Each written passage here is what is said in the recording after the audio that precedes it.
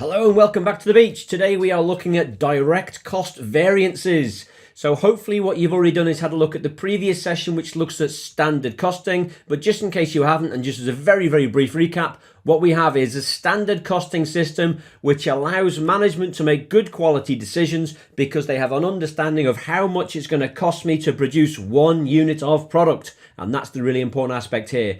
My standard cost card comes out looking something like this.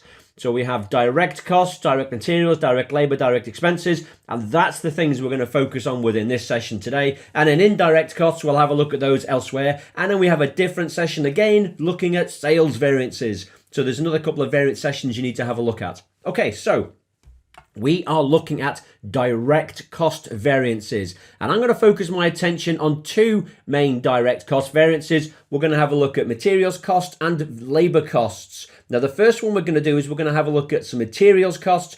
I'm going to give you a bog standard pro forma that you can just learn parrot fashion and rattle it off for every single time you need to do any type of variances, and it will always work. And it's always really simple to understand as well. Now, the first thing I need to talk to you about before we actually get into the variance pro forma is what type of standard should we be using? Should we be using the original fixed budget or should we be using a flexed budget?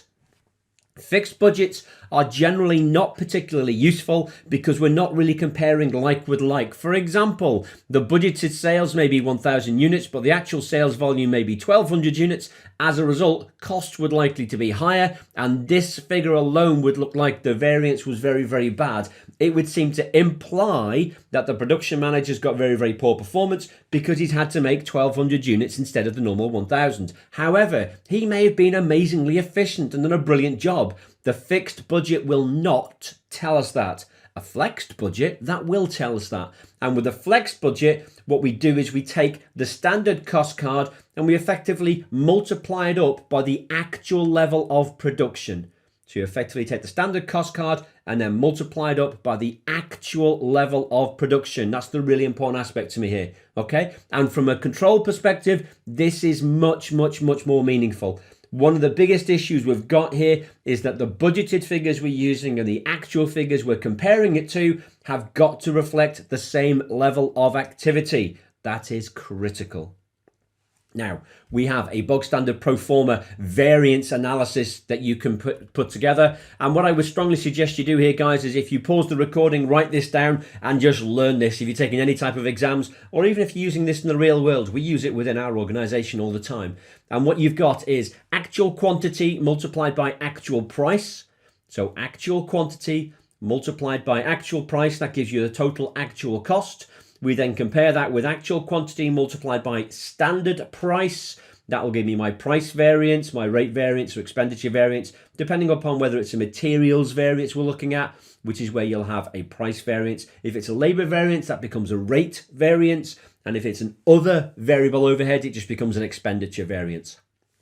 Then we compare actual quantity at standard price with standard quantity flexed, and it's flexed for actual production. So SQF is critical. So standard quantity flexed, which is flexed for the actual levels of production, shows me flexing my budget. Multiply that by the standard price, and then that will give me a quantity variance or an efficiency variance. So quantity variance, maybe even a usage variance here as well. If you're looking at things from a materials perspective, it tends to be called a usage variance. Quantity variance would be an other variable overhead. Efficiency variance would normally be a labor variance. Now, let's have a look at some examples and see how this comes together. And what I've got is two different sets of examples. We're going to look at a materials example first. And what we have is an extract from a standard cost card. And this standard cost card says that my materials cost per unit is going to be 3 kilos at $10 per kilo. Give me a total cost of $30 per unit. Budgeted production is 10,000 units. Actual production is more. Actual materials used is 35,000 kilo, and we've got actual materials cost of $9 per kilo. So maybe we've got an extra bulk discount because we've purchased more than expected. If you look at the budgeted production of 10,000 units, we thought we should have only used 3 kilos multiplied by the 10,000, which gives me 30,000 kilos, but we've actually used 35,000. So maybe we've saved some money. Brilliant. Well, let's have a look and see what happens. What I've got is my bog standard pro forma. So my Bog Standard Pro Forma will look like this. So this is the Pro Forma that we had before. Actual quantity multiplied by actual price, then actual quantity multiplied by standard price, then standard quantity flexed multiplied by standard price. This now gives me my price variance, because this is now going to be looking at it from a materials perspective, and then a usage variance, because this is a materials variance. So now what I need to do is I need to take the numbers from the example and just slot them into the pro forma and see what they say. So actual quantity at actual price, what we've got is actual quantity is 35,000 kilos at $9 per kilo, gives me $315,000. Wonderful, there's my starting point. Then what we have is actual quantity at standard price, 35,000 kilos, actual quantity, standard price per the standard cost card was $10, gives me a total of $350,000. So I thought it should have cost me $350,000. It's only cost me $315,000. I've saved some money. That's good news. And because it's good news, it becomes a favorable variance. Always note down that this is favorable, or if it's not favorable, it becomes adverse. The next variance we're going to calculate is going to be my usage variance, and what we have is standard quantity flexed. Well, I've made 11,000 units, and then my standard quantity per unit was 3 kilos, so 11,000 multiplied by 3 actually gives me 33,000, and I multiply that by my standard price of $10 gives me $330,000. So 33,000 kilos at $10 per kilo gives me $330,000. That's how much I think it should have cost me to make these number of units. It's actually cost me $350,000. That's now bad news. And because that's bad news, this now becomes an adverse variance. So always think about this as good news and bad news. And in all of these variance analyses, guys, we're always going to say good news and bad news, favorable and adverse. Always. It's really, really important to me. Okay, the next thing we're going to do is we're going to look at labor variances. Now, with labor variances, we can put in an extra line. So we put an extra bit into my pro forma. And we put an extra line in because it's possible that the amount of hours we've paid were not the same as the amount of hours actually worked. So you may find that what happens is you've paid for more hours than the guys have actually worked. That now gives me an extra labor variance, which is known as an idle time variance. I still have my bog standard pro forma. I'm just going to change it around a little bit. So what we have is actual hours paid multiplied by the actual rate. That gives me the actual amount of money I've paid out. Compare that with actual hours paid at the standard rate. That gives me my labor rate variance. No difference yet. So that'd be the same for every different type of direct cost variance. It's just hours instead of amount of kilos. It's the rate instead of the amount that I'm paying per kilo. Then we compare that with actual hours worked multiplied by standard rate. So the difference between the actual hours paid and the actual hours worked will be the idle hours, where the guys have had to sit around and do nothing. That now gives me my idle time variance.